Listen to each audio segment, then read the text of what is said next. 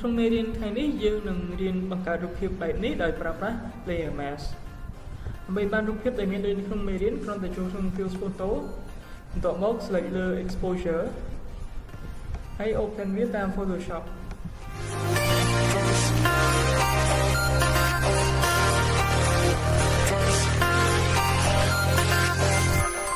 ដោយសារតែរូបភាព exposure នេះគឺជា file NEF ដូច្នេះ Photoshop នឹងបើកវាឡើងនៅក្នុងកាមេរ៉ា RAW editor បន្ទាប់មកទម្លាក់ exposure ត្រឹមដក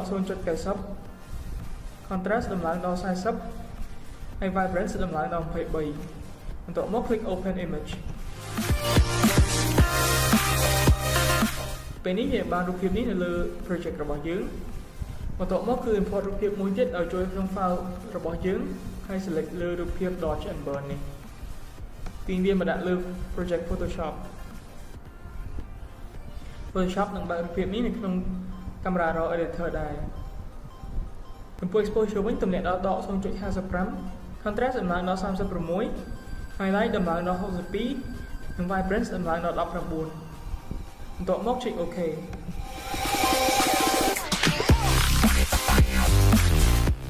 នៅពេលនេះយើងនឹងបានរូបភាពនេះនៅលើ project របស់យើងហើយចុច enter ដើម្បី place វាដូច្នេះដើម្បីផ្គុំរូបភាពថ្មីនេះជាមួយនឹងរូបភាពដំបូងអំបញ្ញនេះយើងត្រូវបង្កើត layer mask ឲ្យរូបភាពថ្មីនេះគ្រាន់តែ select លើវាពេលនេះយើងនឹងមាន option layer mask គឺប៊ូតុងមួយនេះ select លើវាទៅពេលនេះយើងនឹងបានផ្ទាំងពណ៌សមួយទៀតផ្ទាំងពណ៌សនេះគឺជា layer mask thumbnail នៅពេលដែលយើងលុបផ្នែកណាមួយនៃរូបភាពនេះនៅលើផ្នែកពណ៌សនេះនឹងចាប់ផ្ដើមចេញពណ៌ខ្មៅមានន័យថាផ្នែកនោះត្រូវបានលុបហើយក្នុងការលុបនោះយើងត្រូវ select លើផ្ទាំងពណ៌សនេះសិនបន្ទាប់មក select លើ brush ដោយចុចលើ brush ហើយយើងក៏អាចប្រើ shortcut របស់វាក៏បានដែរគឺអក្សរ B ចំណែកឯពណ៌កន្លែងនេះវិញត្រូវយកពណ៌ខ្មៅនៅពីខាងមុខពណ៌ស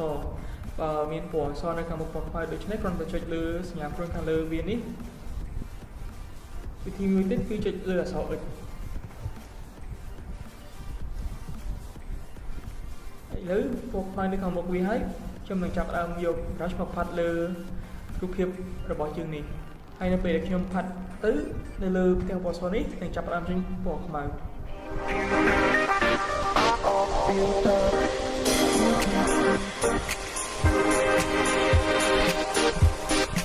ឥឡូវនេះផ្នែកខាងឆ្វេងត្រូវបានលុបបាត់ជាងនឹងឃើញរូបភាព background របស់យើងនេះហើយនៅលើផ្ទាំងពណ៌សនេះនឹងចេញពណ៌ខ្មៅមានថាផ្នែកនោះត្រូវបានលុបបាត់បន្ទាប់មកខ្ញុំនឹងពង្រីករូបភាពនេះបន្តិចដោយ select លើវាហើយចុច Shift Alt ឲ្យជាប់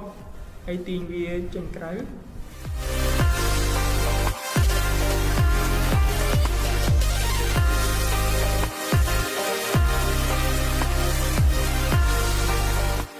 ឡូវនេះលទ្ធផលចុងក្រោយដែលយើងមានគឺរូបភាពបែបនេះ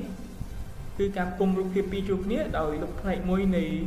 រូបភាពចេញដោយប្រើប្រាស់ layer mask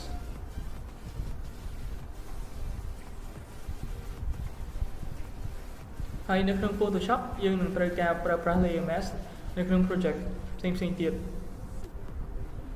ឡូវនេះអ្នកចេះលុបនិងផ្គុំរូបភាពដោយប្រើប្រាស់ layer mask ហើយ